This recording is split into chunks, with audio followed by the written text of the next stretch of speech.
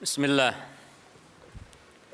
Assalamualaikum warahmatullahi wabarakatuh. Alhamdulillah hamdan katsiran thayyiban mubarakan fi kama yuhibbu rabbuna wa yardah. Asyhadu an la ilaha illallah wahdahu la syarikalah wa asyhadu anna Muhammadan abduhu wa rasuluh. Wassalatu wassalamu ala Rasulillah wa ala alihi wa ashabihi wa man tabi'ahum bi ihsanin ila yaumiddin. Ya ayyuhalladzina amanu taqullaha haqqa tuqatih wa la tamutunna illa wa antum muslimun. Kaum muslimin, para jamaah, para penuntut ilmu yang dimuliakan Allah Subhanahu wa taala, pemirsa, sahabat MGI TV yang dimuliakan Allah Subhanahu wa taala, dan para pendengar radio Ridul Jannah di mana berada, alhamdulillah pada kesempatan pagi yang berbahagia ini, dengan izin dan kudrat dari Allah Subhanahu wa taala, kita dapat berkumpul di majelis yang mulia ini, di tempat yang mulia ini, dalam rangka kita mudzakaratul ilmi, thalabul ilmi. Kaum muslimin, pemirsa yang dimuliakan Allah Subhanahu wa taala, di antara nikmat yang sangat agung yang Allah Ta'ala anugerahkan kepada seorang hamba, itu nikmat hidayah, nikmat berada di atas petunjuk, nikmat di atas Islam, di atas iman, di atas sunnah Rasulullah Sallallahu Alaihi Wasallam. Kemudian setelahnya adalah nikmat aman dan nikmat kesehatan. Setiap mukmin wajib untuk mensyukuri nikmat yang mulia ini dengan cara kita selalu menjaga keimanan kita, menjaga ketakwaan kita, dan selalu menjaga diri kita dari setiap bentuk-bentuk penyimpangan. Di kesempatan yang mulia ini, di pagi yang berbahagia ini, kita akan mencoba untuk menjelaskan bagian apa yang terdapat di dalam Al-Quran yang disebutkan pada surah yang ke-6, itu surah Al-An'am, pada ayat 151,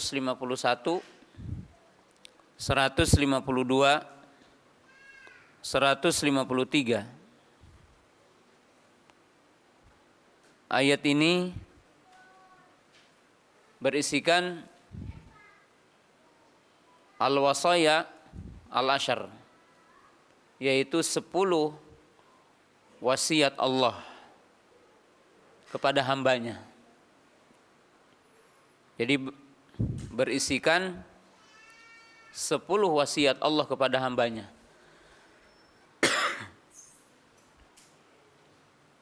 Surah Al-An'am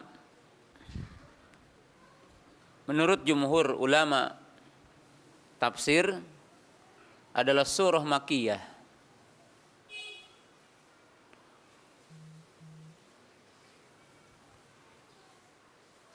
yakni surah unzilat qabla al-hijrah.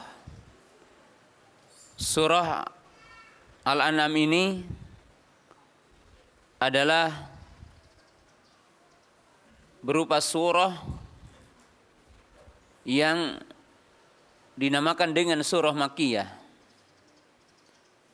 yaitu surah yang diturunkan sebelum baginda Nabi Sallallahu Alaihi Wasallam berhijrah ke Madinah.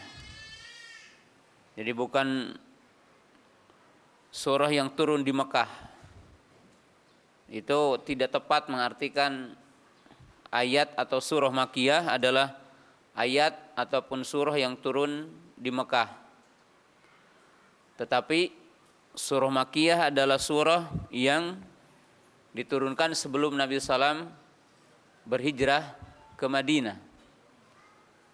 Bahkan kita tahu ayat yang termasuk ayat bagian akhir dari ayat atau ayat yang paling akhir itu surah Al-Maidah ayat 3, Al-yauma akmaltu lakum dinakum wa atmamtu alaikum ni'mati wa raditu lakumul Islam madina. Ayat ini turun ketika Nabi SAW berada di Mekah, ketika beliau sedang wukuf di Arafah di hari Jumat. Tapi tidak dinamakan dengan ayat Makkiyah. Ia adalah merupakan ayat Madaniyah, li'annaha unzilat ba'dal hijrah, karena turun setelah hijrah.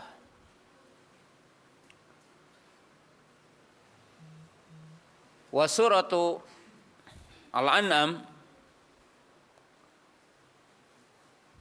tatakawan min mi'ah wa khamsah wa sittina ayatan. Surah Al-An'am ini terkumpul 165 ayat. Jadi jumlah ayatnya adalah 165 ayat.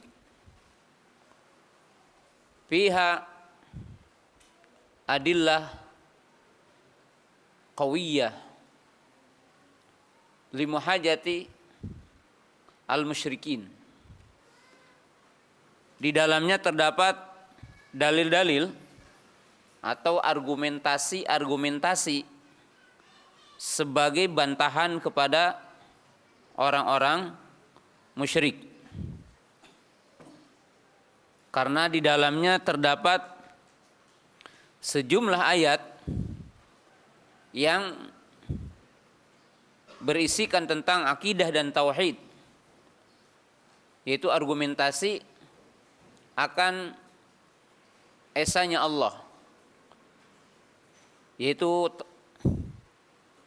berupa argumentasi yang isinya adalah berkaitan dengan mengesahkan Allah fi rububiyatihi wa uluhiyatihi wa asma'ihi wa sifatihi, yaitu argumentasi yang menunjukkan bahwa Allah itu esa dalam rububiyahnya, dalam uluhiyahnya, dan dalam asma dan sifatnya. Dan tentunya hari ini kita tidak akan menjelaskan secara terperinci surah ini karena waktunya tidak memungkinkan untuk kita bahas semuanya. Wa fi hadhihi surah, dan pada surah ini itu terdapat 3 ayat yang memuat 10 wasiat Allah kepada hambanya. Jadi dalam surah ini terdapat 3 ayat yang berisikan 10 wasiat Allah kepada hambanya. Itu kepada kita semua. Dan 10 wasiat ini mencakup semua hakikat dinul Islam. Yang memuat di dalamnya adalah berkaitan dengan akidah, berkaitan dengan akhlak, berkaitan dengan kemasyarakatan, sistem jual beli yang benar, kemudian menjaga darah, menjaga kehormatan, maka dimuat dalam 3 ayat ini. 10 wasiat itu dijabarkan dalam 3 ayat ini. 5 wasiat pada ayat pertama, itu ayat 151-nya. Dan 4 wasiat pada ayat yang kedua, itu ayat 152. Dan 1 wasiat terdapat dalam ayat yang ketiga, itu ayat 153-nya. Maka surah Al-An'am mencantumkan 10 wasiat dalam 3 ayat. 5 dalam ayat pertama, 4 dalam ayat yang kedua, dan 1 pada ayat yang ketiga. Akan tetapi wasiat Allah kepada hambanya itu juga terdapat di dalam ayat yang lain dan pada surah yang lain. Jadi ada wasiat Allah di ayat yang lain, yaitu pada surah Al-Isra. Itu tercantum dalam surah Al-Isra.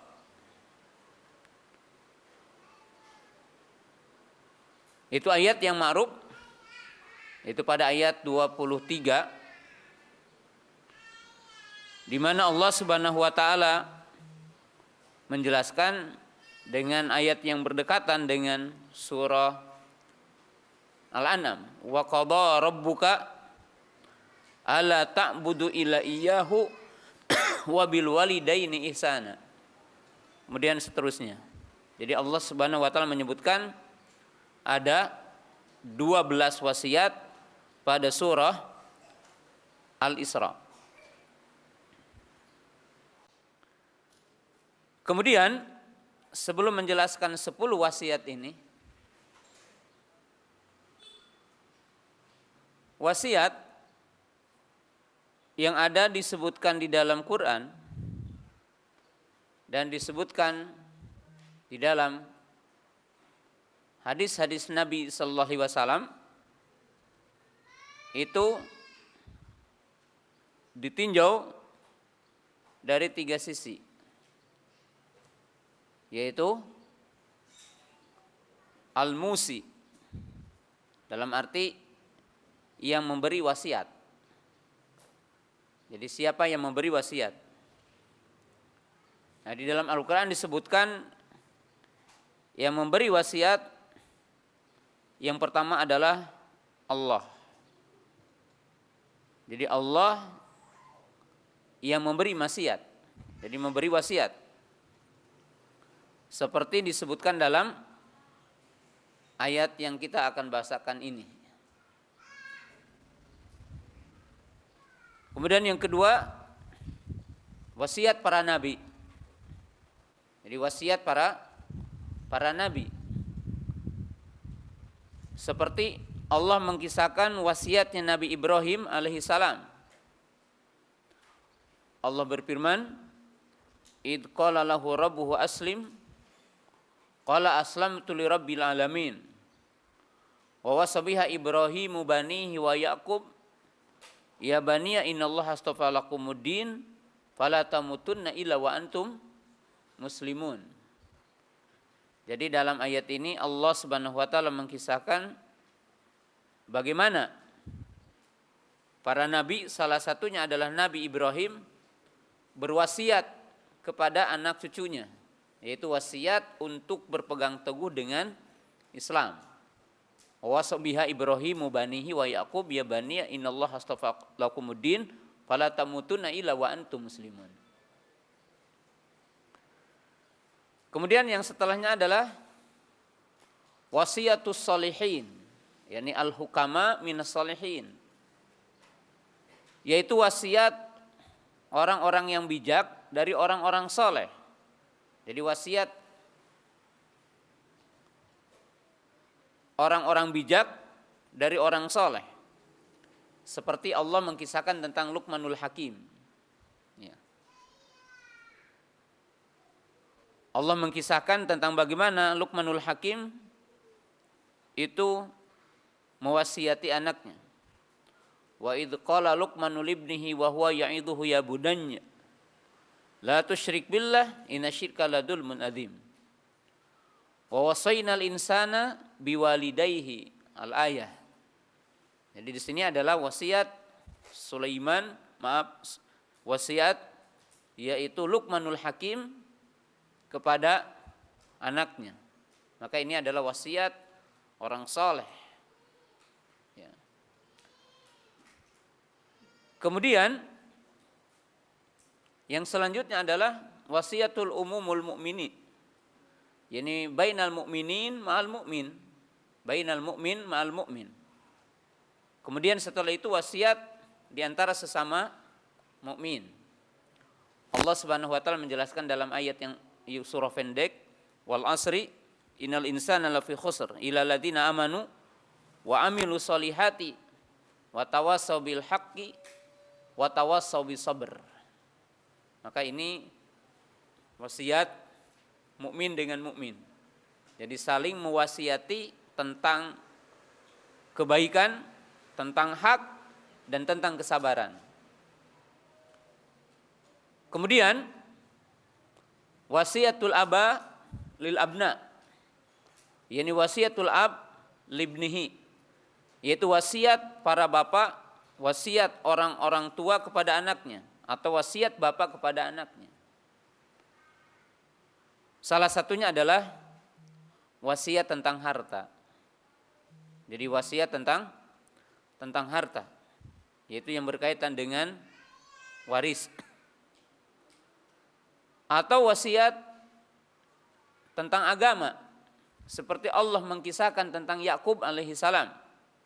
Am kuntum syuhada idza hadara Yaqub al-maut idz qala li banihi ma ta'buduna min ba'di qalu na'budu ilahaka wa ilaha abaika Ibrahima wa Ismaila wa Ishaqa ilaha wahida wa nahnu lahu muslimun. Jadi ini adalah wasiatnya, wasiat. Jadi yang disebutkan di dalam Al-Quran. Jadi poin-poin atau hal-hal yang berkaitan dengan wasiat. Sedangkan bahasan yang kedua berkaitan dengan wasiat adalah orang yang diwasiati. Jadi orang yang diwasiati. Nah, di sini seperti manusia diberi wasiat oleh Allah. Di sini 10 wasiat Allah kepada hambanya. Wasiat para nabi kepada umatnya. Wasiat orang-orang soleh kepada saudaranya atau teman-temannya. Wasiat seorang bapak kepada anaknya. Jadi di sini adanya yang diwasiati. Sedangkan yang ketiga isi wasiat. Artinya apa sih yang diwasiatkan? Yang diwasiatkan oleh Allah kepada hambanya atau para nabi kepada pengikutnya dan orang-orang soleh kepada temannya, maka disebutkan dalam Quran banyak. Salah satunya adalah wasiat tentang akidah, seperti wasiat agar mengikhlaskan ibadah kepada Allah, wasiat untuk tidak menyekutukan Allah, wasiat tentang komitmen kepada syariah atau wasiat untuk melakukan syariah, seperti Nabi Ibrahim, Nabi Ismail dan para nabi sebelumnya mengatakan wa ausani bis salati, dan ia mewasiatkanku dengan salat. Maksudnya mewasiati anaknya untuk menjaga salat. Maka ini wasiat untuk menjaga syariat. Wasiat yang isinya adalah berkaitan dengan rambu-rambu halal haram. Tidak boleh membunuh, tidak boleh mencuri, tidak boleh berzina, tidak boleh memakan harta anak yatim. Jadi ini adalah wasiat pengenalan haram, halal haram. Sesuatu yang diharamkan tidak boleh. Dan ini isi wasiat. Wasiat yang berkaitan dengan interaksi kehidupan masyarakat, Seperti disebutkan wasiat tentang tidak boleh mengurangi takaran dan timbangan ketika berjual beli atau ketika berinteraksi akad apa saja. Maka tidak boleh mengurangi takaran dan timbangan. Wa auful kaila wal mizana bil qisti. Sebagaimana kita akan bacakan ayatnya nanti. Kemudian wasiat yang berkaitan dengan budi pekerti. Berbakti kepada dua orang tua, tidak boleh sombong, tidak boleh berjalan dengan sombong, berjalan mesti tawadu, berkata-kata dengan tutur kata yang lembut. Seperti wasiat Luqmanul Hakim. Digambarkan, ya kalau bicara jangan seperti suara himar. Ya, gambarkan himar itu adalah binatang yang suka kalau mereka itu bersuara dengan suara yang nyaring, yang membuat orang lain ataupun yang mendengarnya tidak nyaman. Ya. Kemudian wasiat tentang cara berpakaian, cara memakai pakaian, cara kehidupan, diperintahkan untuk tawadhu. Ya. Jadi wasiat-wasiat itu seperti itu. Kemudian dalam syariat Islam wasiat adalah berkaitan dengan harta. Jadi wasiat berkaitan dengan harta. Maka Islam punya rambu-rambu. Kalau seseorang telah merasakan dekat kematiannya, maka dianjurkan untuk berwasiat. Kutiba alaikum idza hadara ahadakumul mautu in taraka khairunul wasiyatu lil walidaini wal aqrabin bil ma'ruf. Di sini wasiat. Nah, maka contohnya ada rambu-rambu. Walaupun ini bukan bahasan pokok, tapi kita mengenalkan artinya definisi wasiat yang ada dalam syariat Islam. Yaitu wasiat tentang harta.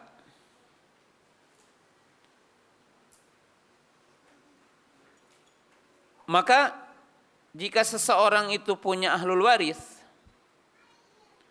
dan ahlu warisnya itu sangat menunggu akan harta dia, maka tidak boleh mewasiatkan hartanya melebihi 1/3 dari hartanya. Karena orang tidak boleh meninggalkan keluarganya dalam keadaan kekurangan dan minta-minta setelah dia menginfakkan hartanya untuk orang lain. Kemudian tidak boleh berwasiat dengan hartanya untuk ahlu waris. Ya, kalau seseorang punya anak 5, maka dia mewasiatkan 1/3-nya untuk anak kedua atau anak ketiga atau anak pertama umpamanya. Maka dilarang dalam Islam. Karena ahlu waris mereka akan mewarisi. Maka Nabi SAW mengatakan la wasiat li ahli warisin, tidak ada wasiat untuk ahlu waris. Jadi di sini ada punya rambu-rambu. Punya rambu-rambu. Ketika orang akan mewasiatkan hartanya. Ya. Demikian juga wasiat ada yang hukumnya wajib, ada yang hukumnya mustahab, ada yang hukumnya haram. Wasiat yang hukumnya wajib, contohnya ketika seseorang punya utang kepada Allah. Di mana utang kepada Allah, punya harta belum sempat menzakatinya. Kemudian dia merasakan akan kematiannya, maka dia mesti mewasiatkan kepada anaknya untuk menjadikan sebagian hartanya sebelum dibagikan untuk dibayarkan dulu, untuk membayar zakatnya.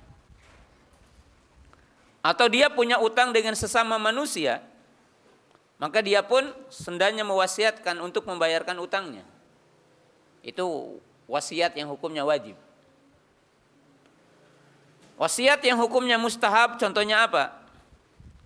Antum salah seorang di antara pemirsa orang kaya dan anak-anak pun serba cukup itu.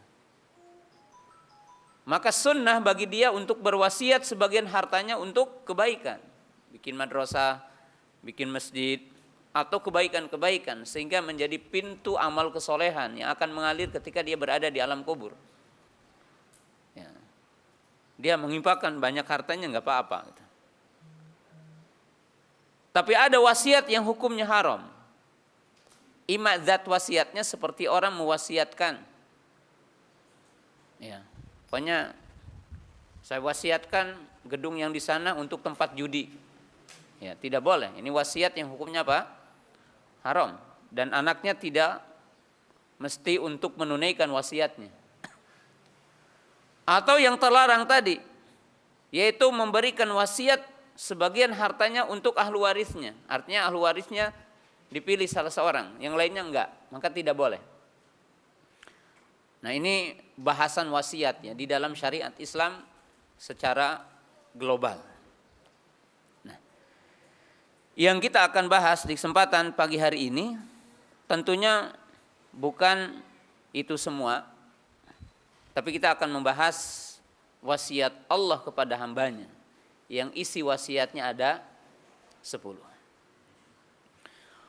Allah berfirman, "Qul ta'alau atlu ma harrama rabbukum 'alaikum alla tusyriku bihi syai'a wa bil walidaini ihsana wa la taqrabu wa la taqtulu auladakum min imlakin nahnu narzuqukum wa iyyahum wa la taqrabu al fawahisha ma dhahara minha wa ma batan wa la taqtulun nafsal lati harramallahu illa bil haqqi dzalikum wasaqum bihi la'allakum taqilun wa la taqrabu malal yatimi illa billati hiya ahsan hatta yablugha ashuddahu wa aufu al kaila wal mizana bil qisti la nukallifu nafsan illa wus'aha wa idza qultum fa'dilu walau kana dzal qurba wa bi ahdillahi aufu dzalikum wasaqum bihi la'allakum tadhakkarun wa anna hadza sirati mustaqima fattabi'uhu wa la tattabi'us subula fatafarraqu bikum an sabili dzalikum wasaqum bihi la'allakum tattaqun.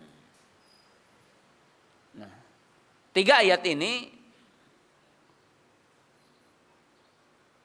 terdapat di dalamnya 10 wasiat Allah kepada kita. Apa saja 10 wasiat ini? Kita jelaskan secara global dulu. Apa isi wasiat ini? Yang pertama adalah an-nahyu anisyirki. Bahwa wasiat Allah yang pertama yaitu larangan berbuat syirik. Yang memiliki makna kebalikan al-amru anil ikhlasil ubudiyati lillah, yaitu secara otomatis perintah untuk mengikhlaskan ibadah kepada Allah. Jadi ini wasiat pertama. Wasiat yang kedua adalah al-amru bil birri alal walidain, yaitu perintah untuk berbakti kepada 2 orang tua, dan otomatis an-nahyu an uquqihima, yaitu larangan untuk durhaka kepada keduanya. Jadi ini tingkatannya supaya kita paham nanti. Jadi larangan syirik, larangan durhaka kepada orang tua, perintah untuk berbakti kepada 2 orang tua. Kemudian yang ketiga adalah an-nahyu anil qatlil aulad, yaitu larangan membunuh anak. Kemudian dalam ayat ini disebutkan salah satu penyebab mungkin orang membunuh anak karena takut miskin, takut berkaitan dengan rezeki anak. Kemudian yang keempat, an-nahyu aniktirabil fawahish, yaitu larangan untuk mendekati fawahish. Fawahish ini zina, minum khamr, mencuri, riba, dan semua bentuk-bentuk yang dinamakan dengan dosa-dosa besar. Walaupun sebagiannya dirinci dalam ayat ini. Ya. Tetapi di antara poin yang paling diperhatikan di antara fawahish adalah zina, khamar. Kemudian an-nahyu an qatil nafas, yaitu larangan membunuh jiwa kecuali yang dihalalkan Allah. Jadi larangan membunuh. Larangan membunuh.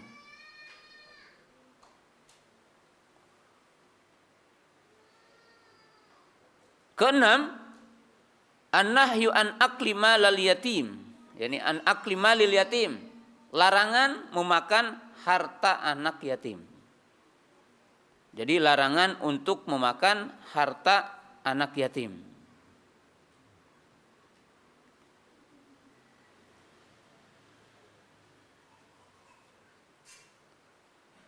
Itu yang keenam. Yang ketujuh, perintah untuk menyempurnakan takaran dan timbangan. Artinya tidak boleh kita mengurangi takaran dan timbangan. Kita diperintahkan untuk menyempurnakan takaran dan timbangan. Dalam arti dalam interaksi jual beli. Sesuatu yang nyata dalam kehidupan kita. Harus disempurnakan. Kemudian yang selanjutnya, itu yang kedelapan, yaitu al-amru anil adli fil qaul atau fil hukmi, yaitu perintah untuk adil dalam berkata dan adil dalam berhukum. Artinya dalam menjadi hukum, ketika orang jadi qadi, jadi hakim, jadi pemimpin, dan semuanya diperintahkan untuk adil.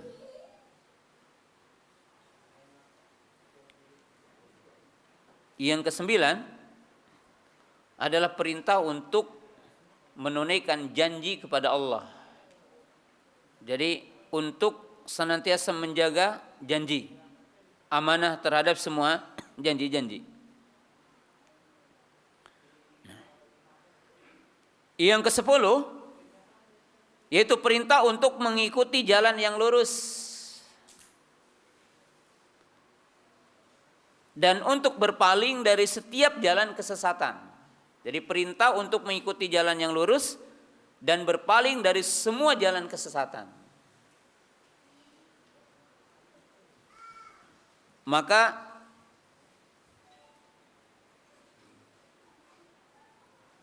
inilah 10 wasiat Allah kepada kita yang tercantum di dalam ayat yang mulia ini.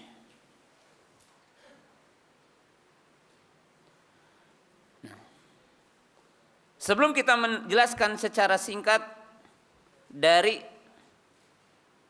10 wasiat Allah kepada kita, jadi nanti dijelaskan secara terperinci tapi singkat tentunya. Saya ingin menjelaskan kerangka 10 wasiat Allah kepada kita. Ya, Allah menyebutkan 10 poin tadi, wasiat Allah kepada kita. Bagaimana kita memahami 10 wasiat ini? Pertama, 10 wasiat ini itulah yang dinamakan Shiratul Mustaqim. Jadi 10 wasiat ini dinamakan dengan Shiratul Mustaqim. Dalam arti siapa yang mampu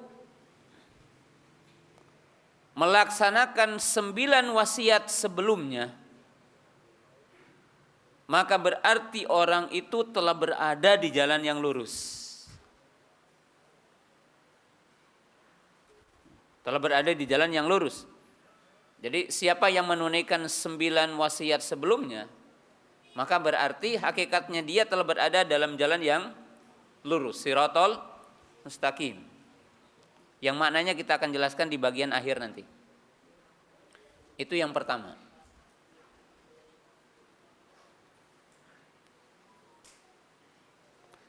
Yang kedua, 10 wasiat yang Allah sebutkan dalam 3 ayat ini, itulah yang dinamakan satu-satunya jalan yang akan mengantarkan orang kepada kebahagiaan, mengantarkan orang kepada keridhaan Allah. Dalam arti siapa yang menunaikan 10 wasiat ini pasti akan diridhoi Allah. Dan ini salah satu-satunya jalan yang wajib ditempuh oleh kita. Jadi satu-satunya jalan yang ditempuh oleh kita. Itu yang kedua. Yang ketiga, 10 wasiat yang Allah sebutkan di dalam 3 ayat ini itu adalah mencakup semua sistem kehidupan manusia yang dengannya akan terjadi kebaikan. Jadi dalam arti dalam 10 wasiat ini terdapat yang dinamakan sistem kehidupan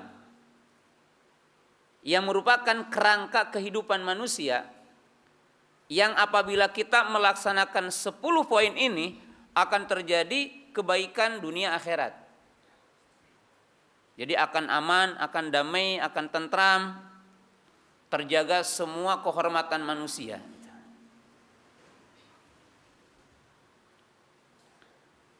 Jadi ini ayat mencakup itu. Dan ayat ini mencakup semua sendi hakikat Islam, akidah, ibadah, sistem kemasyarakatan, sistem perekonomian, budi pekerti, karakter, atau dalam istilah kita dinamakan dengan akhlakul karimah, terdapat dalam 10 poin ini.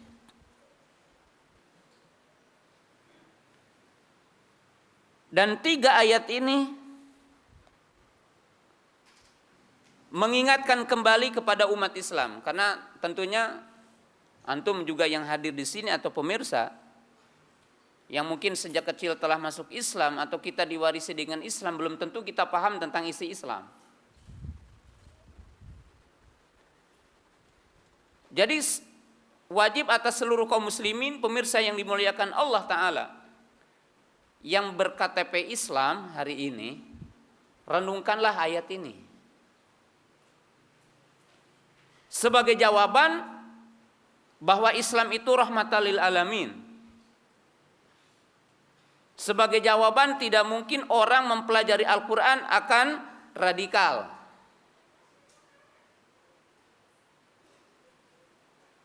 Bahkan diistilahkan apa? Good looking ini itu pintu-pintu radikalisme. Kalau orang perlente, saya dari kecil perlente ya. Dan selalu perlente, kemana saja. Jadi saya dari dulu sebelum ada istilah terorisme ataupun radikalisme, saya good looking, insya Allah. Karena memang diperintahkan sama Islam gitu, untuk menjadi pemuda yang perlente. Mus'ab bin Umair kan pemuda yang perlente gitu, gagah perkasa. Ketika syahid di medan perang Uhud, tidak ada satu luka pun yang lukanya dari belakang punggungnya, lukanya dari semua depannya, menunjukkan syaja'ah, rujulah, pemuda yang tidak pernah takut. Jadi pemuda yang tidak pernah takut.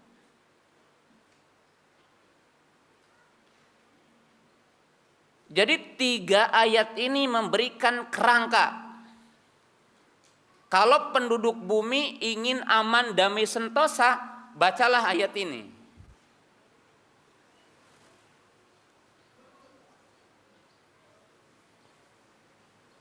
Dan siapa saja yang hari ini belum memeluk agama Islam, salah satunya telitilah akan keagungan Islam dengan membaca 3 ayat ini. Bagaimana ayat ini menciptakan setiap mukmin menjadi mukmin rahmatan lil alamin. Mukmin yang akan menjaga darah manusia, mukmin yang akan menjaga kehormatan manusia, mukmin yang akan menjaga harta manusia, mukmin yang akan menjaga kepemilikan manusia, artinya kepemilikan harta, kepemilikan dan sebagainya. Bacalah ayat ini. Bahkan kalau kita lebih sedikit memahami tentang 3 ayat ini, dari 10 wasiat Allah kepada hambanya, banyak komponen yang isinya menciptakan kemaslahatan kehidupan manusia. Apa di sini? Berbakti kepada 2 orang tua,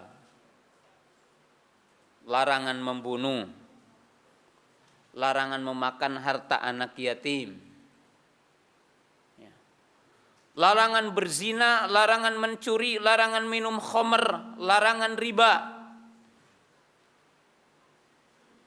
Sampai sistem yang dinamakan perdagangan, sistem yang dinamakan interaksi akad satu dengan yang lainnya untuk menutup pintu-pintu pertikaian sampai mungkin pembunuhan, diperintahkan untuk jujur dalam takaran dan timbangan. Jadi ayat ini begitu jelas. Maka orang yang diberikan anugerah hafal Quran, kemudian diberikan pemahaman terhadap Quran, maka dipastikan dia akan menjadi manusia yang memberi rahmat kepada alam semesta. Wa ma arsalnaka ila rahmatan lil alamin. Dan aku tidak mengutusmu wahai Muhammad kecuali rahmat untuk alam semesta. Apa maksud dari ayat ini? Ayat ini bukan menjadi orang harus liberal ya. Ayat ini tidak menunjukkan orang harus menjadi plural, enggak, bukan begitu. Wa ma arsalnaka illa rahmatan lil alamin. Para ulama tafsir menyebutkan tidak lepas dari 3. Silakan buka dari semua penafsir para ulama. Apa yang dimaksud wa ma arsalnaka illa rahmatan lil alamin? Makna yang pertama, bahwa Allah menjelaskan dalam sejumlah ayat bahwa satu kaum selama di situ ada nabinya, maka Allah menangguhkan adab untuk adab yang menyeluruh terhadap kaum itu.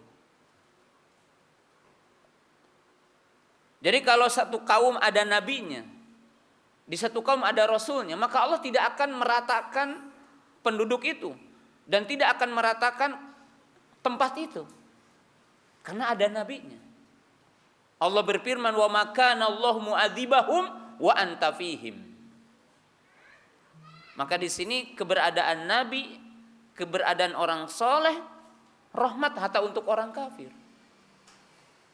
Bukan hanya untuk orang beriman. Yang tidak beriman pun dapat rahmat dunia tapi. Wa ma arsalnaka ila rahmatan lil alamin. Sedangkan makna yang kedua dari wa ma arsalnaka ila rahmatan lil alamin, bahwa Nabi kita Muhammad sallallahu alaihi wasallam Nabiyur Rahmah, Nabi yang penuh dengan kasih sayang.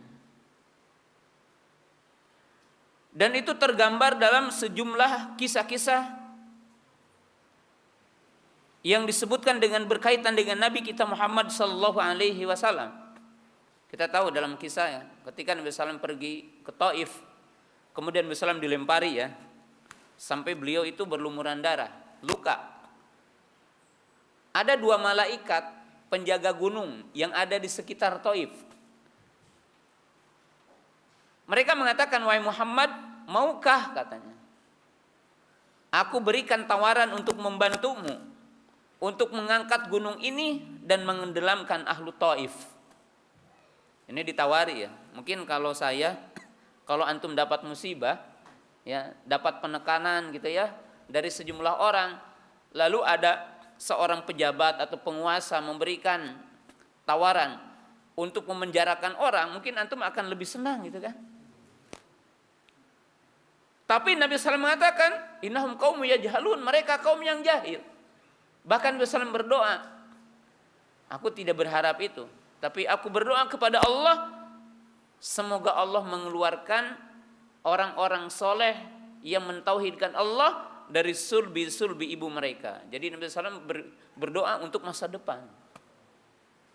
Maka ini dinamakan Nabiyur Rahmah.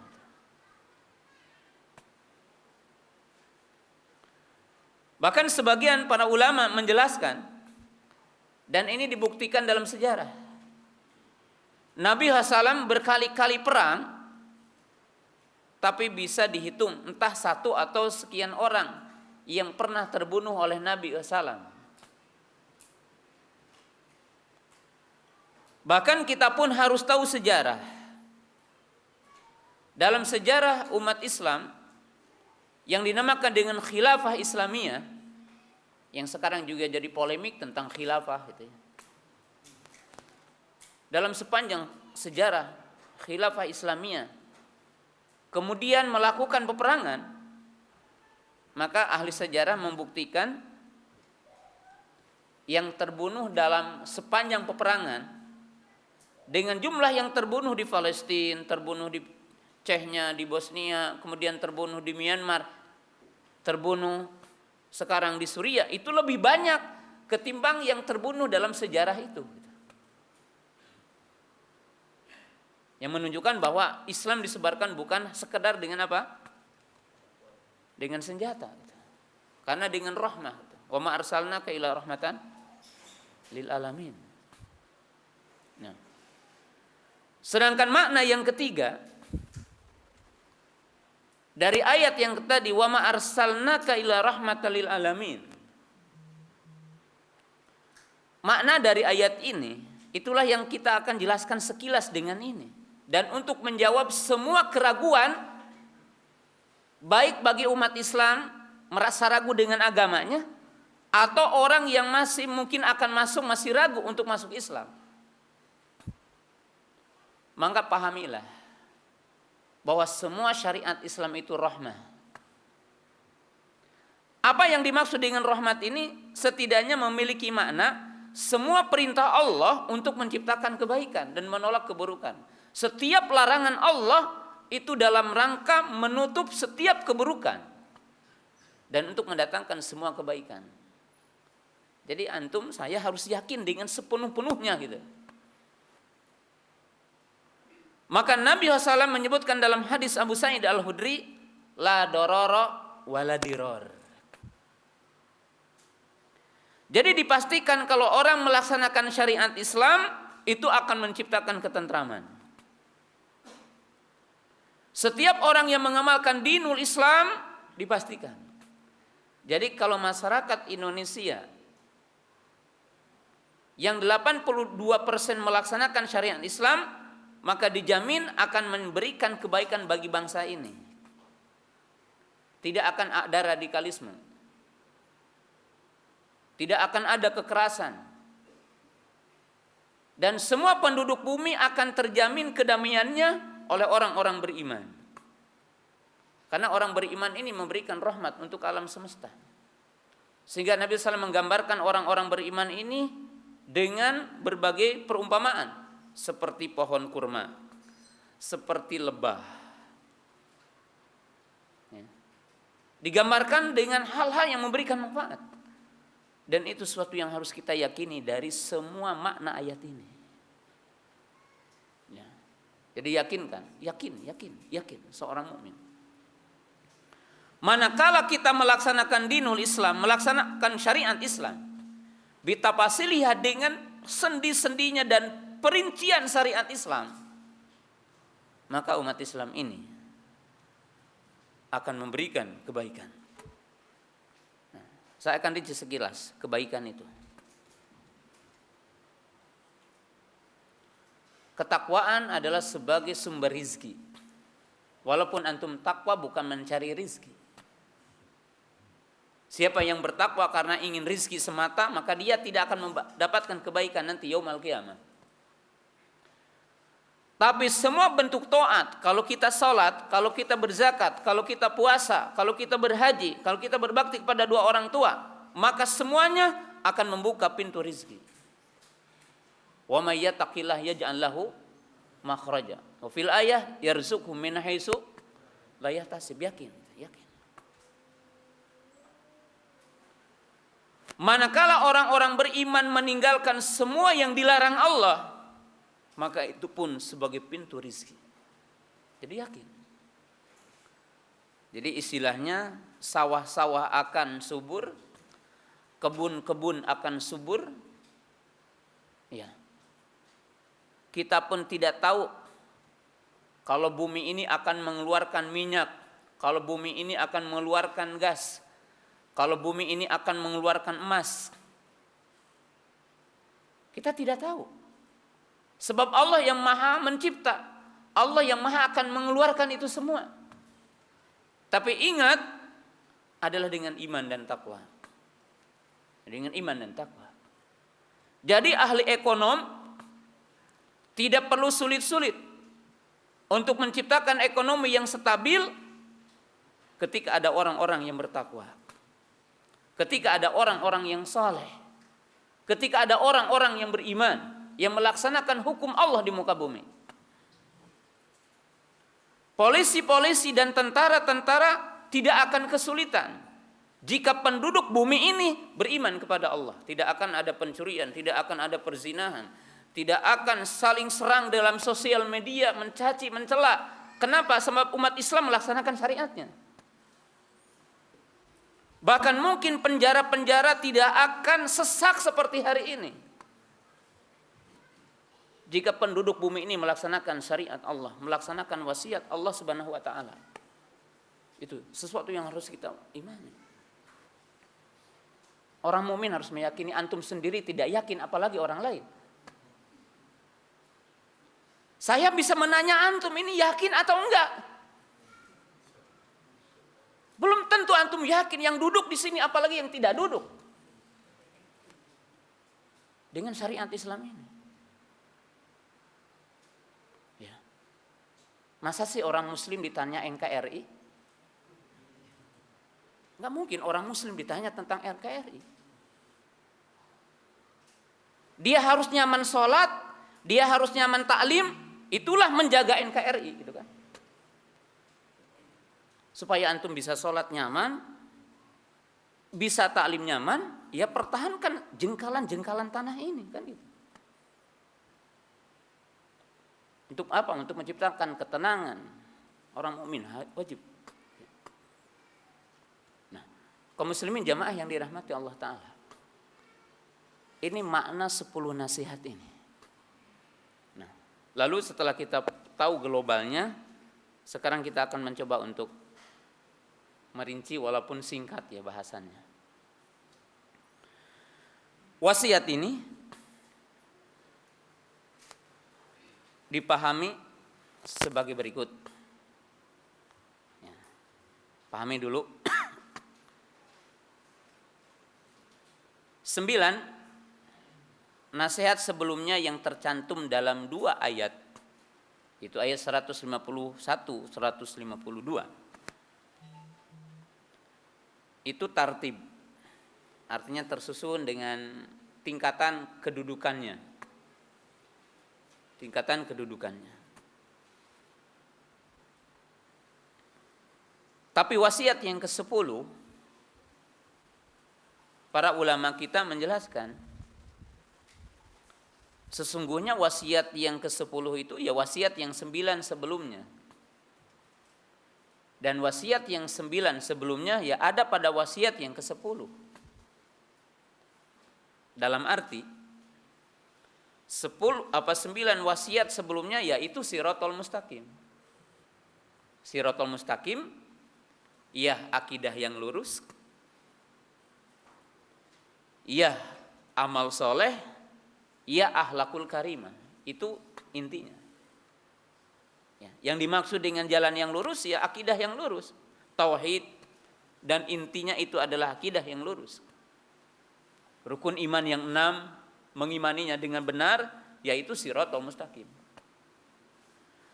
Amal-amal soleh, salat, zakat, puasa, yaitu siratal mustaqim.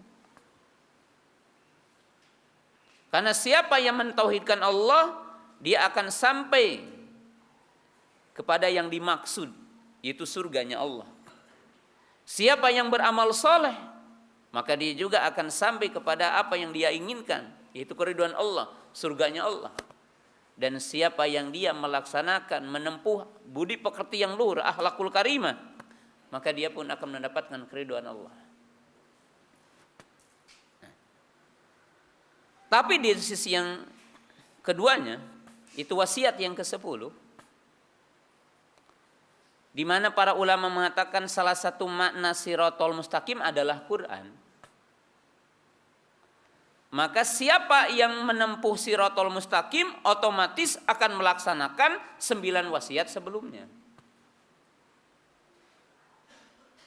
Karena siapa yang membaca Al-Quran dengan sempurna dan memahaminya dengan sempurna, maka Quran itu mencantumkan ataupun mencakup 9 wasiat sebelumnya. Itu apa? Al-Quran memerintahkan bertauhid, melarang syirik, memerintahkan kita berbakti kepada 2 orang tua, melarang kita untuk durhaka kepada 2 orang tua, dan seterusnya semua wasiat yang disebutkan dalam ayat ini.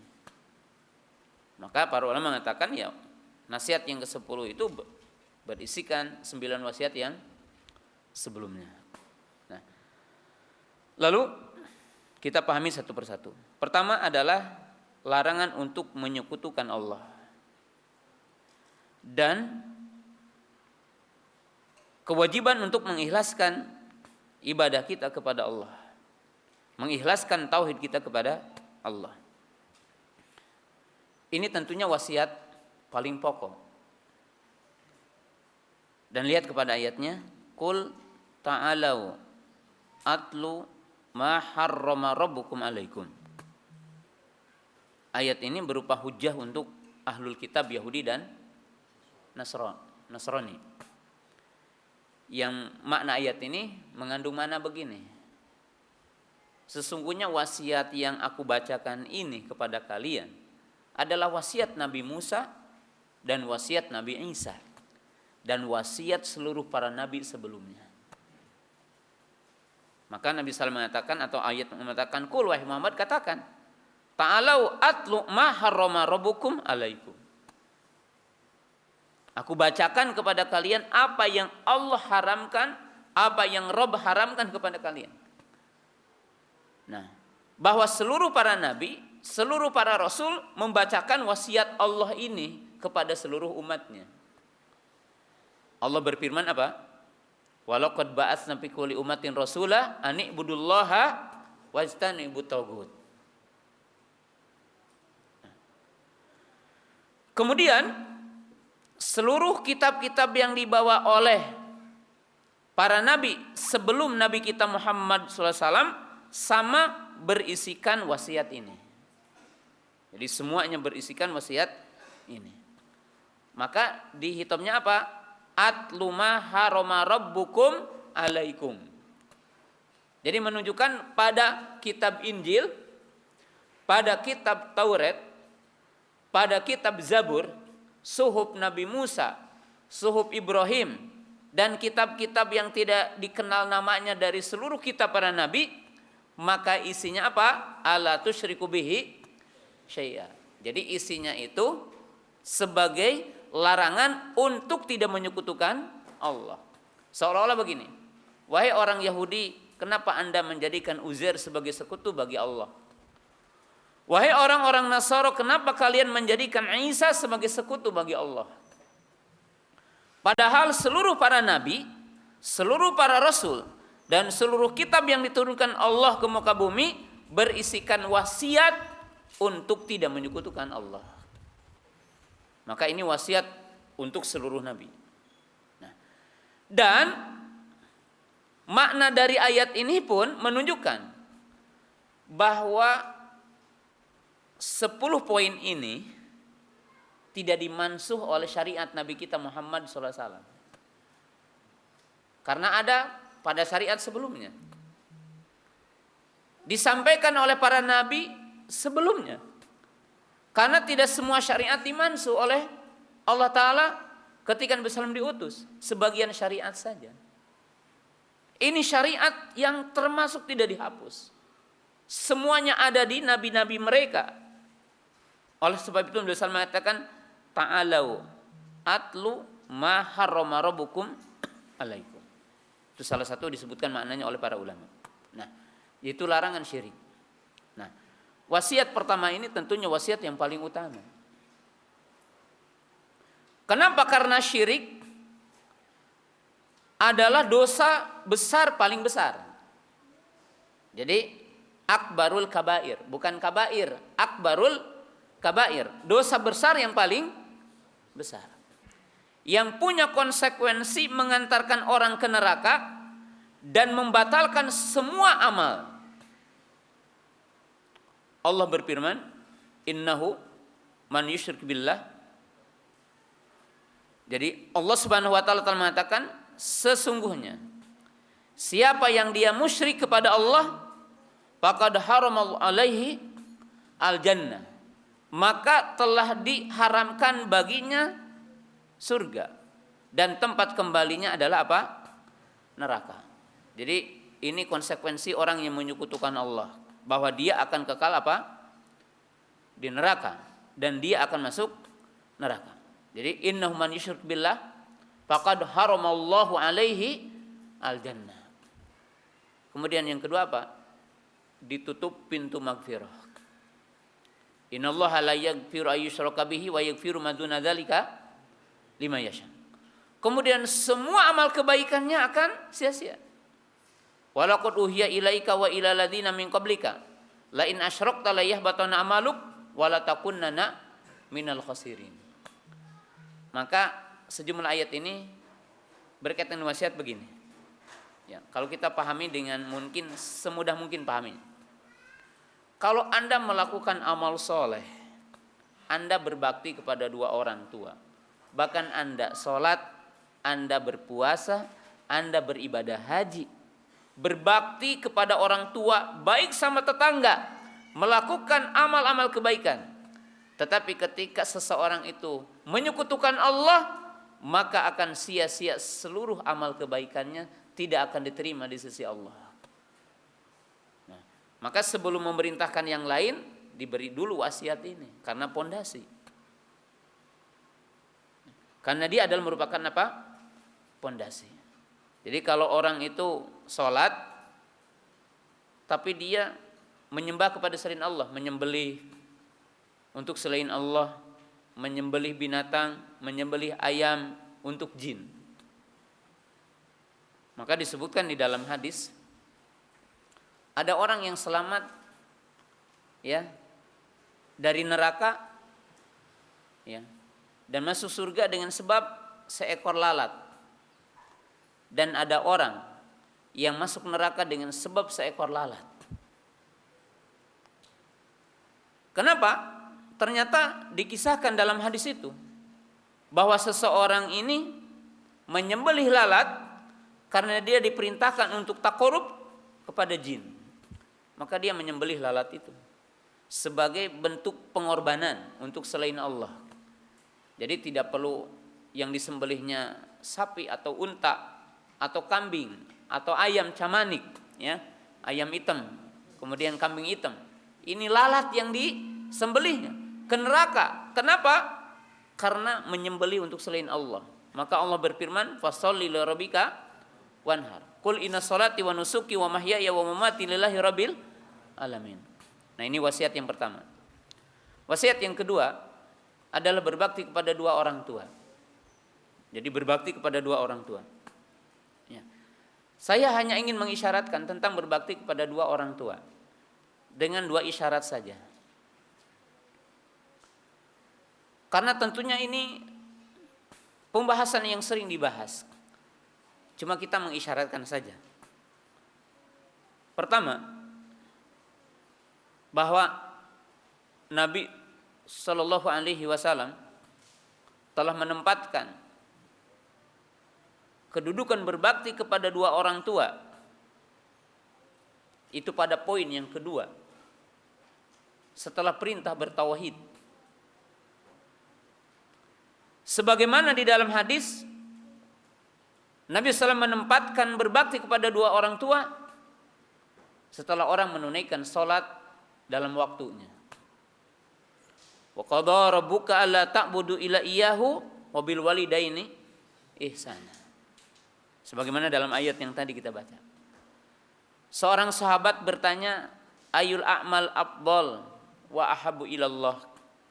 Qala as-salatu ala waqtiha. Tsumma ayun? Qala birrul walidain. Amal apa yang paling afdal?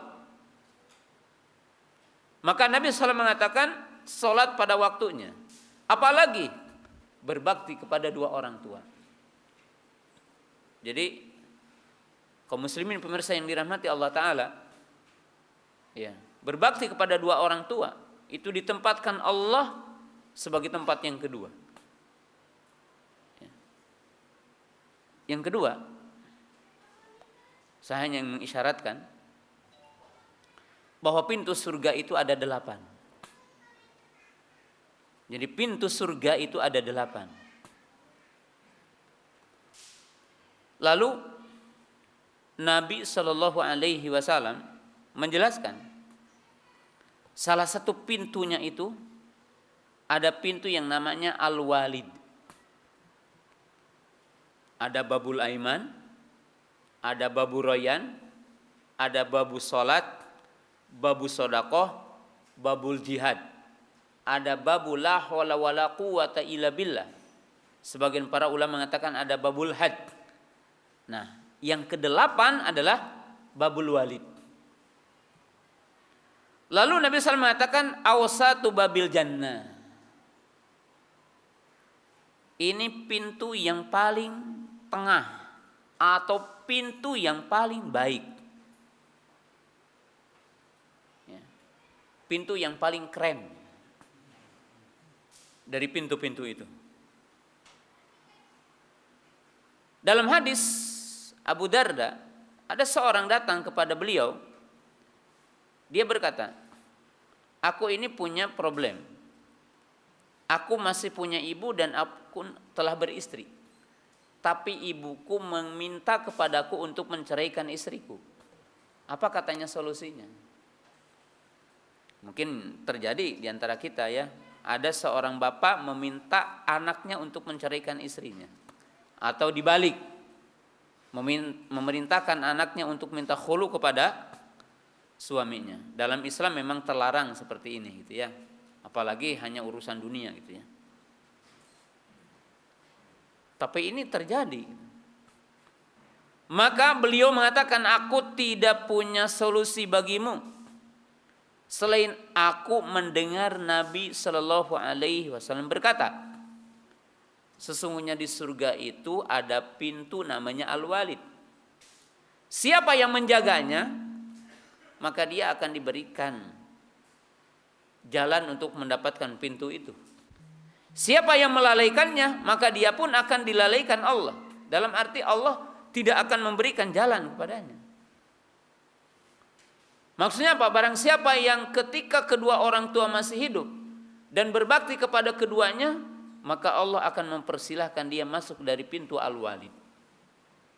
Dan barang siapa yang ketika di dunia, ketika kedua orang tuanya masih hidup, lalu dia tidak berbakti kepada keduanya, maka dia pun akan tertutup akses untuk masuk dari pintu itu. Maka ini keutamaannya, begitu banyak ya pembahasan ini. Tapi ini tingkatan. Ketiga, larangan membunuh anak. Ya. Larangan membunuh anak memang disebutkan di sini khamsyata imlaq, yaitu karena takut miskin, karena was-was tentang rizkinya. Tapi tidak menunjukkan bahwa seseorang membunuh anak karena takut fakir. Hari ini begitu banyak orang yang melakukan pembunuhan terhadap anaknya, bukan sekedar takut fakir atau miskin, bukan. Tapi mungkin sebabnya banyak hari ini. Ya, makanya kata-kata khosyata imlakin itu bukan taksis. Ini mimbab aglab, mimbab kebanyakan. Bahkan di zaman dulu, yaitu orang-orang jahiliyah membunuh anak perempuan. Tapi bukan karena takut miskin, tapi berkaitan dengan kekuasaan, berkaitan dengan qabilah, ya silsilah. Karena kalau tidak punya anak laki-laki seolah-olah keturunan itu telah putus gitu ya. Berarti di situ mah menjaga kehormatan istilahnya. Tapi sekarang orang berbuat dosa yang sangat besar ini, membunuh, buah dari dosa umumnya. Yaitu apa? Karena perzinahan. Sekarang kan orang berzina, kemudian hamil. Berbagai cara. Ada yang melakukan dosanya sebelum melahirkan, aborsi. Nah, aborsi termasuk dosa besar. Kemudian setelah lahir, dibuang ke kloset, dibuang ke tong sampah. Sejumlah sekarang kita dapatkan. Maka ini termasuk dosa besar. Sebagian di antara kita mungkin hari ini dengan model lain. Dan dosanya mungkin tidak sama lah kalau dikatakan dosanya. Bukan membunuh dalam arti hidup dibunuh. Tapi sebagian di antara kita hari ini melakukan umpamanya memotong rahimnya karena tidak ingin punya anak lagi. Kenapa? Aduh, gaduh 2G menis sesah. Apalagi banyak gitu. Sehingga dia menghilangkan rahimnya, menutup pintu kehamilan selamanya. Dosa yang menyelisih syariat Islam jelas. Bahkan cacat imannya, karena Allah mengatakan, nahnu narzuquhum au nahnu narzuqukum wa iyyahum. Aku yang memberi rezeki kalian dan mereka. Antum yakin enggak bahwa Allah telah menulis di Lauhil Mahfuz tentang jumlah rezeki antum? Kenapa antum was-was? Kenapa takut dengan mustakbal? Harta dikumpulkan, Allah telah menulisnya. Harta dicari, Allah telah menulisnya. Bukan berarti kita tidak cari usaha. Tapi kita berikan fakta. Contoh, banyak di antara kita yang mengumpulkan uang di bank, di berangkas, bikin rumah mewah. Sebelum gunting pita udah meninggal dunia. Siapa yang merasakannya? Suami kedua dari istri. Udah capek-capek suami kedua. Ada sebagian umahat ibu-ibu yang meminta kepada suaminya, Pak, bikin perumahan Pak, bikin rumah mewah. Wah, belum gunting pita udah meninggal dunia. Siapa yang merasakan itu kamar mewah? Istri kedua suaminya. Itu dunia Pak. Karena apa yang telah di Lauhil Mahfuz itu yang telah dicatatnya. Tapi kita was-was dengan dunia. Coba antum yang sekarang sukses ya. Sekian persen di antara antum itu bukan harta warisan. Bahkan mungkin di antara kita ya, ada yang nikah itu cukup mengatakan seperangkat alat sholat dibayar tunai. Enggak dapat apa-apa, bukan enggak dapat apa-apa dalam arti bukan mendidik bapaknya, iya jelas. Tapi yang dimaksud tidak dikasih uang gitu. Tapi menjadi orang sukses hari ini.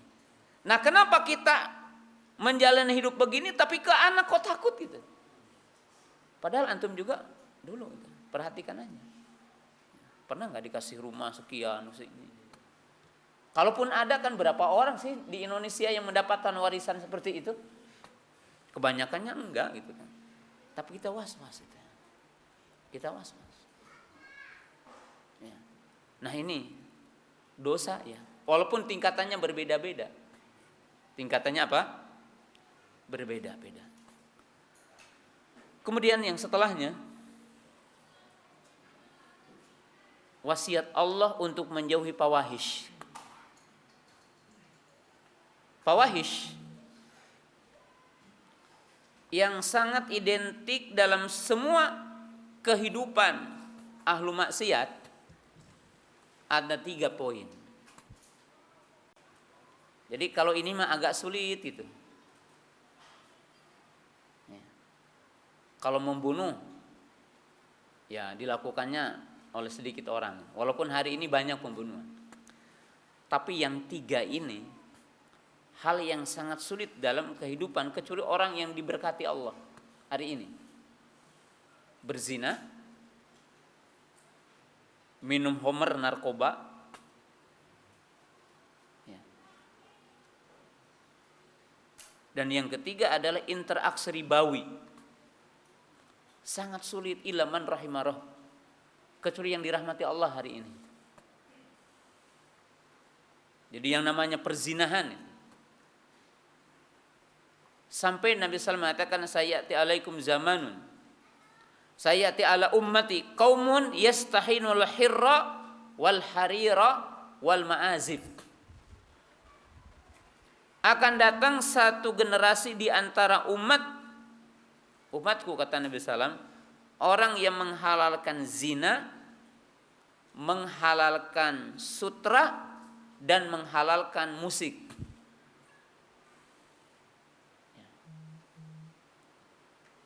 Dan ini sulit ya dalam kehidupan. Berzina, khomer, riba. Tapi ada yang selalu bergandengan. Walaupun mungkin yang satu masih berat kalau disebutkan. Itu apa? Musik, khomer, zina. Karena disebutkan dalam rentetan hadis tadi. Jadi kalau orang masuk ke sendi-sendi itu sangat besar, dekat dengan semua maksiat itu. Semua dekat dengan maksiat itu. Dan semuanya minal muhlikah. Semuanya termasuk yang membinasakan generasi. Khomer. Ya. Yang lebih dari khomer, narkoba gitu kan.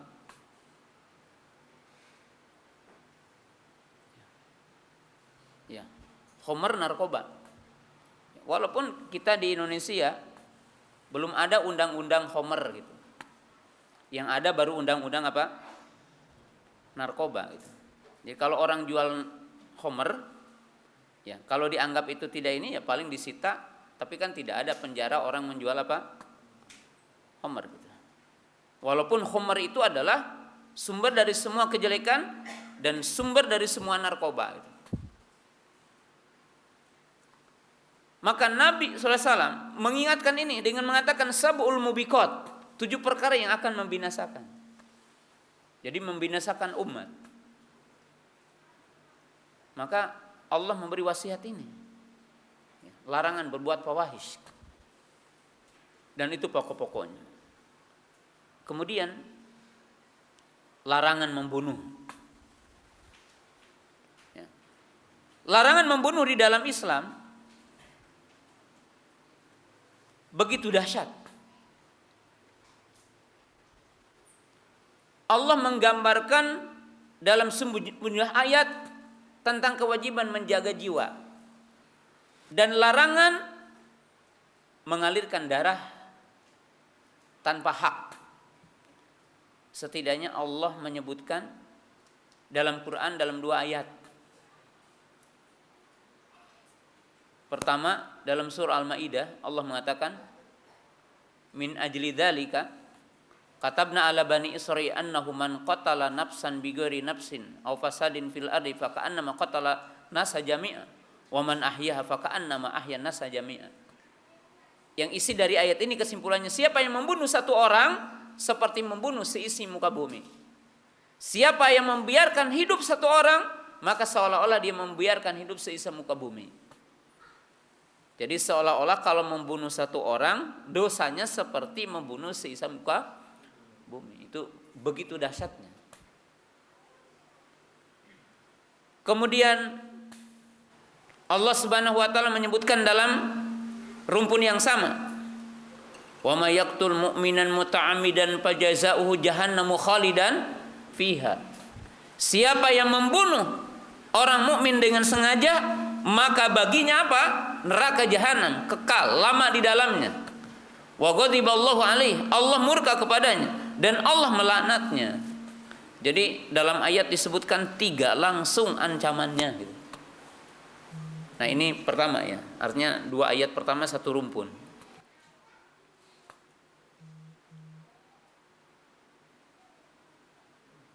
Yang kedua, Allah menyebutkan hukumannya. Allah menyebutkan hukumnya. Yaitu apa?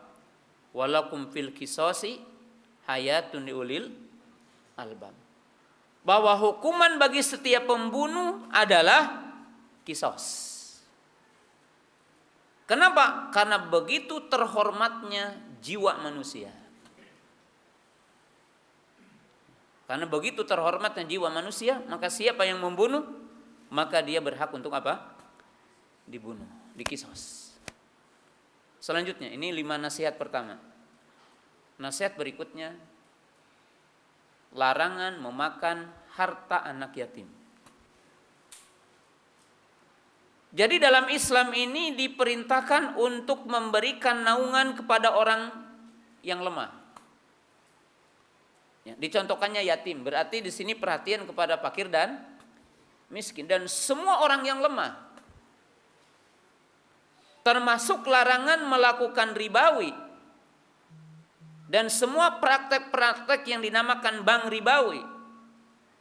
Kemudian Allah melarangnya dalam rangka memberikan jaminan kesejahteraan kepada orang-orang yang miskin. Ya, bagaimana orang meminjam karena kebutuhannya harus di markup bayarannya gitu. Maka itu kedoliman di atas kedoliman gitu. Dalam Islam dilarang. Nah, memakan harta anak yatim mungkin ada 2 praktek besar. Ada yang secara terang-terangan menggasap, orang diamanahi harta kemudian dia pakai sendiri gitu ya. Maka ini mungkin yang sedikitlah terjadi gitu. Tapi maaf, yang hari ini terjadi, memakan harta anak yatim dilakukan oleh orang-orang yang membuat yayasan-yayasan anak yatim. Bukan berarti semuanya seperti ini, tapi oknumnya terjadi gitu. Yaitu menarik sedekah dari kaum muslimin untuk anak-anak yatim, tetapi sebagai wasilah untuk hidup dia. Mungkin mobilnya mewah, rumahnya mewah, tapi apa yang diberikan kepada anak yatim makannya setiap hari asin, kangkung, tempe. Sementara dia mobilnya mewah, ininya mewah gitu. Bahkan mungkin uangnya tidak bisa dideteksi ada di bank mana gitu. Maka ini termasuk kabairud dzunub min kabairid dzunub, termasuk dosa besar yang akan dipertanggungjawabkan nanti yaumul qiyamah. Nah, ini harus hati-hati. Ya, tentunya bukan kita berbicara bukan, tapi perhatikan bahwa itu terjadi, ada. Maka siapa saja di antara kita yang hari ini mengelola yayasan anak yatim, maka wajib untuk apa? Amanah. Jika dia orang yang punya, maka sama sekali tidak layak untuk mengambil. Tapi kalau dia tidak punya dan hidup mungkin terkungkung di situ, maka sewajarnya dia ikut makan. Sebagaimana ya kalau orang mengurus harta anak yatim, kemudian dia memakan bagiannya ketika dia butuh gitu, untuk menutupi kebutuhannya tidak mengapa. Tapi tidak boleh mengambil dengan cara yang zalim, tetapi lati hiya ahsan. Maka begitu besar pahalanya orang yang mengurus anak yatim. Ana waqafitul yatim fil jannah hakada fa asyara bisyababah wal wusta. Nabi SAW mengatakan, aku dengan orang yang mengurus anak yatim adalah seperti begini. Kemudian beliau mengisyaratkan telunjuk dengan jari tengahnya dan merenggangkannya seperti ini. Kemudian yang selanjutnya adalah untuk bersikap jujur dalam jual beli. tidak ada goror, tidak ada dusta, tidak ada ketidakjelasan jahalah. Salah satunya adalah berjual beli dengan menyempurnakan takaran dan timbangan. Mengurangi takaran dan timbangan itu bukan dosa kecil, Pak. Pemirsa yang dimuliakan Allah Ta'ala, bukan dosa kecil. Karena Nabi Sallallahu Alaihi Wasallam itu menyatakan dalam hadis Abdullah bin Umar, 5 dosa yang apabila dilakukan oleh orang mukmin akan datang 5 musibah. Salah satu yang disebutkan oleh Nabi SAW dari 5 poin itu apa? Walam yankusu al-mikyala wal mizana ila ukhida bisiddat bisinina wasidatil maunati wajurul sultani. Tidak ada satu kelompok manusia yang ia mengurangi takaran dan timbangan kecuali akan diazab dengan 3 azab untuk dosa ini. Pertama apa? Kemarau panjang. Kedua, kesempitan tentang ekonomi. Ketiga, akan berkuasanya pemimpin-pemimpin yang zalim. Kaum muslimin jamaah yang dirahmati Allah Ta'ala, kalau saya ditanya tentang solusi terhadap kezaliman pemimpin di mana saja orang mukmin berada, maka jawabannya sederhana, apa yang disampaikan oleh Nabi Shallallahu Alaihi Wasallam dan menjadi bahasa yang diungkapkan oleh para ulama. Kaifa takunu yuwali alaikum. Bagaimana kondisi kalian, maka demikianlah kondisi yang akan memimpin kalian. Jurul sultan, dalam hadis itu dikatakan bahwa keburukan, kezaliman, praktek-praktek yang menyakitkan rakyat itu adalah berawal dari dosa rakyatnya, berawal dari dosa kita. Maka siapa yang ingin keluar dari kezaliman pemimpinnya, maka robahnya diri kita. Dan ini bukan berarti kita setuju dengan pemimpin yang zalim. Sama sekali tidak. Karena Nabi SAW mengatakan, paman bari'a faqad salima.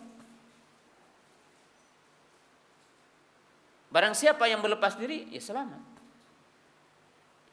Waman ankara, dan siapa yang mengingkari, itu di atasnya. Dan siapa yang mendukungnya, maka dia celaka. Jadi kita ada 3 komponen manusia bersikap kepada pemimpinnya yang dianggap zalim. Kalau dia berlepas diri dalam hatinya karena dia tidak mampu mengingkarinya, tidak mampu untuk menasehatinya, maka dia tanam kebencian. Benci bukan berarti benci orang akan melakukan kudeta, bukan berarti dia akan melakukan kezaliman, bukan. Tapi benci atas kezaliman. Kemudian dia pendam dalam hatinya. Dan dia tidak mencintainya, maka dia selamat. Dan barang siapa yang mengingkarinya, artinya mengingkari dengan lisan, mengingkari dengan cara menasihatinya, dan dia punya kedudukan, maka sungguh dia memiliki keutamaan. Paman radhiya, siapa yang ridha, maka dia telah salah. Dan dia telah berbuat dosa. Berbuat dosa. Tapi bagi setiap mukmin diberikan edukasi oleh Nabi SAW. Isbiru hatta talqauni fi haudi. Sabarlah kalian sehingga kalian bertemu denganku di haudku. Di haudku. Ketika melihat semua keburukan.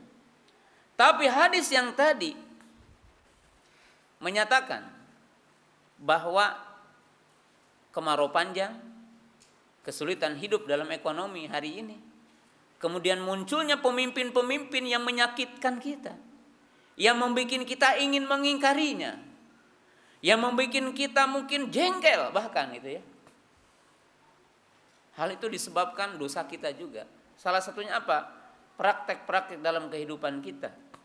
Apa yang terjadi di pasar, apa yang terjadi dalam akad-akad perjualbelian kita, maka semuanya adalah mungkin bagian apa yang nampak dalam pemimpin kita. Innallaha la yughayyiru ma biqaumin hatta yughayyiru ma bi anfusihim.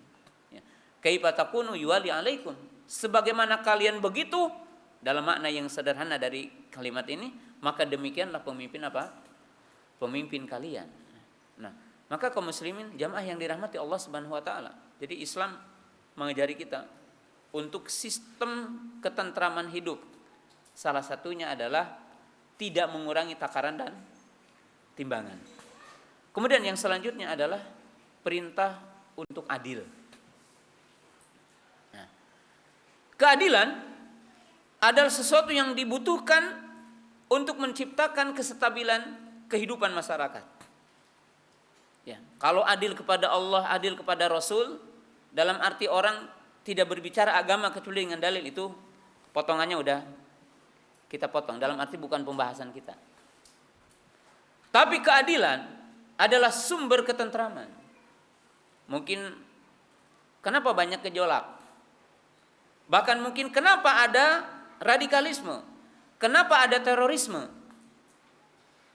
Selain timbul dari pemahaman yang salah dari para pelakunya, tapi juga harus dicatat oleh orang-orang yang memiliki kekuasaan bahwa terjadinya kekerasan berawal dari ketidakadilan. Ya. Para ulama kita mengatakan 1000 tahun dipimpin oleh orang yang zalim lebih baik ketimbang sehari tidak ada pemimpin. Apa makna dari kalimat ini? Apakah melegalitas kedzaliman? Berarti kedzaliman itu boleh? Bukan. Tapi maknanya selama ada pemimpin walaupun zalim, maka hak-hak manusia masih akan terjaga. Keadilan masih ada dalam bagian kedzaliman itu. Tapi ketika manusia tidak ada pemimpin, maka kedzaliman akan merata. Semuanya akan melakukan kedzaliman. Maka digambarkan sehari tidak ada pemimpin lebih buruk daripada 1000 tahun dipimpin oleh pemimpin yang zalim. Ini menunjukkan begitu urgennya keadilan dalam kehidupan kita. Ya. Sekarang mungkin orang membuat hukum karena ingin menghukum yang lainnya, bikin undang-undang karena memang ingin menjegal yang lainnya, bukan menegakkan keadilan.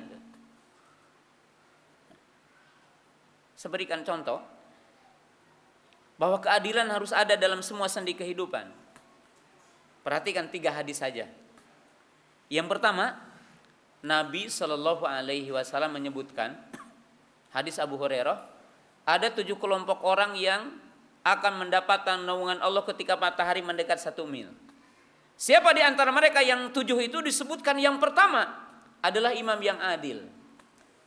Saking urgennya keadilan bagi pemimpin, maka ditempatkan dalam tempat yang tertinggi. Dalam tempat yang pertama dari 7 kelompok yang akan mendapatkan naungan Allah ketika matahari mendekat 1 mil. Siapa? Imam yang adil. Jadi pemimpin yang adil dibutuhkan. Baik pemimpin itu skalanya kecil atau skalanya besar. Orang yang adil itu dibutuhkan untuk menciptakan kedamaian, ketentraman. Kedua, adil ketika orang jadi bapak. Adil dalam sebuah rumah tangga. Orang jadi bapak. Ada seorang sahabat menghibahkan sebagian hartanya kepada sebagian anaknya. Lalu Nabi SAW bertanya, apakah engkau melakukan kepada semua anakmu? Dia mengatakan tidak. Maka Nabi SAW mengatakan, i'dilu baina auladikum, adillah untuk seluruh anakmu. Jangan pilih kasih. Kasih semua atau tidak. Nah, itu adil. Karena bisa pertengkaran, bisa ya bertumpah darah karena tidak adil. Yang ketiga, adil sebagai suami. Adil dalam apa? Contoh aja, jika seseorang punya 2 istri atau 3 istri, maka wajib adil. Nabi SAW mengatakan nanti pada yaumal qiyamah, kamu akan melihat di arsatil qiyamah orang yang jalannya miring, orang yang jalannya dengdek. Lalu ditanya siapa itu? Orang yang punya 2 istri dan condong kepada salah satunya. Nah, gambarkan Pak, Bu. Nih, kalau antum jadi bupati, jadi gubernur, jadi presiden. Ini kalau di Majalengka kabupaten berapa rakyatnya? Hah? Ada yang tahu berapa jumlah rakyat di Majalengka ini? Hah? 1 juta? Kurang lebih 1 juta? Ya, kurang lebih 1 juta. Ini contoh karena saya lagi di sini gitu ya. Seseorang sekarang jadi bupati, membawahi 1 juta orang. Kalau dari 2 istri saja itu menyebabkan orang medeng gitu ya, miring jalannya. Kalau sekarang dolim ke 1 juta orang gimana? Dolim ke 1 juta orang.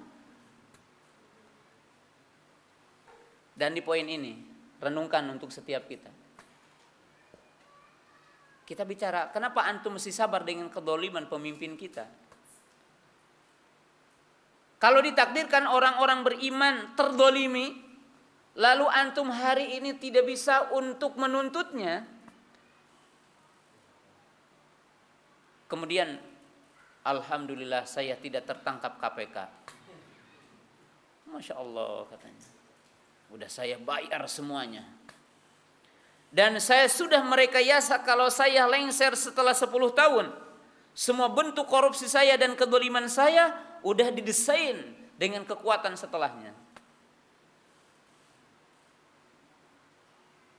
Maka Allah mengatakan, Lillahil mulkul yawm, lillahil wadihul qahhar, maliki yaumiddin. Di hari itu tidak ada orang yang bisa mengelak lagi. Kalau seorang pemimpin sekarang di Indonesia menjadi presiden dan melakukan kedoliman kepada 250 juta rakyat Indonesia, maka nanti akan menuntut di arasatil qiyamah semuanya. Jadi 250 juta, maka Anda jangan sekali-kali berharap jadi presiden. Ketika Anda nanti akan dituntut oleh 250 juta orang atas kedoliman yang dilakukan. Mau nanti di arasatil qiyamah? Kalau kita banyak kebaikan pun akan jadi orang muflis. Apalagi di samping tidak punya amal soleh, banyak kejelekannya. Di dalam hadis dikatakan atadruna manil muflis, tahulah kalian orang yang rugi? Orang yang rugi bukan orang yang tidak punya uang, tapi orang yang rugi siapa? Man syatama hada wa qadafa hada wa darafa hada wa akhadha mala hada wa qatala hada. Orang yang mencaci, mencela, gibah, namimah, mengambil harta orang, kemudian membunuh orang, mempenjarakan orang. Maka nanti yaumul qiyamah semua orang yang pernah didolimi akan mengambil kebaikan-kebaikan kita, dibayar oleh sholat kita, dibayar oleh tahajud kita, dibayar oleh sedekah kita. Tatkala tidak tersisa dari kebaikan, maka semua kejelekan dari orang yang didolimi oleh kita akan dilemparkan kepada kita. Faturiha ilan nar, maka orang itu akan dimasukkan ke neraka. Itu yang dinamakan muflis. Nah, maka keadilan itu begitu agung, dibutuhkan dalam semua sistem kehidupan kita. Ya. Maka jamaah yang dirahmati Allah Ta'ala, meminta jabatan, meminta kekuasaan, ya, hukum asal tidak terpuji. Terpuji apabila dia punya kemampuan dan akan memberikan maslahat kepada orang, baru itu terpuji. Ya. Kemudian yang ke-9, ya, Wa bi ahdillahi aufu. Dan dengan janji-janji kalian kepada Allah tunaikan. Semua manusia itu telah melakukan perjanjian dengan Allah. Tercantum dalam 2 ayat di dalam Quran, yaitu surah Al-A'raf ayat 172. Ketika di alam rahim kita ditanya, alastu bi rabbikum bala syahidna. Dan surah Al-Ahzab ayat 33, wa id aradnal amanata 'alas samawati wal ard wal jibala fa abaina ayahmilnaha wa ashfaqna wa hamalal insan innahu kana zaluman jahula. Yang salah satu makna di dalam ayat ini bahwa manusia itu siap menunaikan awamir wa nawahi, menunaikan perintah dan larangan Allah. Tapi manusia itu ghafil, lalai dari perjanjian ini. Maka Allah mengutus para nabi, Allah mengutus para rasul, Allah menurunkan kitab-kitab untuk memperingatkan perjanjian ini.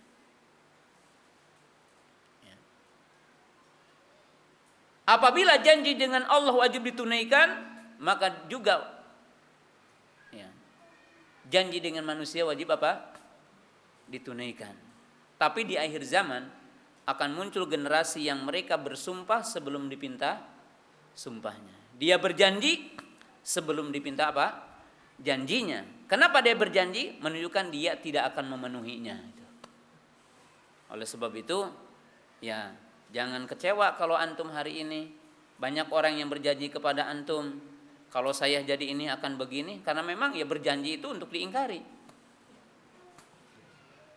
Ya. Karena isyarat hadisnya seperti itu. Menunjukkan banyak orang yang berjanji sebelum minta apa? Janji. Bersumpah sebelum minta apa? Bahkan kaum muslimin jamaah yang dirahmati Allah Ta'ala, disebutkan di dalam kitab Tauhid oleh Syekh Muhammad bin Abdul Wahhab, di antara judulnya adalah Kasratul Hilaf, yaitu banyak sumpah. Ya. Mohon maaf, ya. Di antara orang yang paling banyak sumpah adalah pedagang. Ya, pedagang gitu ya. Tapi tidak semua gitu. Di antaranya. Contoh, demi Allah, tak acan tiasa sakitu mah. Padahal mah menang 1/3 keuntungan. Demi Allah, tos anu nawi sakieu pada macan aya ti isuk ge. Jadi selalu demi Allah, demi Allah, demi Allah gitu. Kasratul hilf. Nah, berjanji dengan nama Allah itu dianjurkan dalam Islam. Tapi menjadi satu cacat iman ketika orang berjanji untuk dusta, maka merendahkan nama Allah gitu. Maka Syekh Muhammad bin Abdul Wahhab memasukkan bab ini termasuk bab tentang asma wa sifat. Jadi ketika orang itu janji dengan nama Allah, tapi janjinya tidak dipenuhi atau keseringan, karena janji itu dengan sesuatu biasanya sesuatu yang untuk meyakinkan orang kan gitu. Ini sekarang orang janji walaupun hal-hal sepele gitu, maka dilarang di dalam Islam. Yang terakhir, wa anna hadza sirati mustaqima fattabi'uhu wa la tattabi'us subula. Nah, siratal mustaqim, saya akan mengakhiri 2 poin aja karena waktunya udah habis ya. Menyisakan waktu bertanya sedikit insyaallah. Pembahasan tentang siratal mustaqim ini harus dibahas dalam satu pertemuan khusus, tapi kita bahas secara global berkaitan dengan wasiat Allah kepada kita. Yaitu 3 poin penting. Siratal mustaqim itu adalah jalan yang satu, yang mana siratal mustaqim ini memiliki 4 sifat. Jadi siratal mustaqim ini memiliki 4 sifat. Yang pertama, al-mustaqim, duna awad, lurus itu. Lurus. Jadi sirat ini lurus. jalan yang lurus itu lebih cepat untuk sampai ke tujuan ketimbang jalan yang bengkok-bengkok. Ya, kalau kita kan jalan tol, ya. Kalau mau ke Cirebon pakai jalan tol akan lebih cepat ketimbang jalan belok-belok. Maka biasanya aksor dia lebih dekat. Yang kedua, sahal, mudah. Jadi apa? Mudah. Tipikalnya dan sifatnya mudah. Ya kalau kita jalan yang bungkak-bengkok kan gitu ya, ada turunan, naik, beloknya gitu kan. Tapi jalan tol mudah. Kemudian yang ketiga al-wasi, luas. Luas. Sehingga memudahkan orang menempuhnya. Kemudian yang keempat adalah al-musilu ilal ghayah, menyampaikan kepada tujuan. Nah, siratal mustaqim yang itu adalah Islam, intinya adalah yang tadi memiliki 4 sifat itu. Pertama tadi apa? Lurus,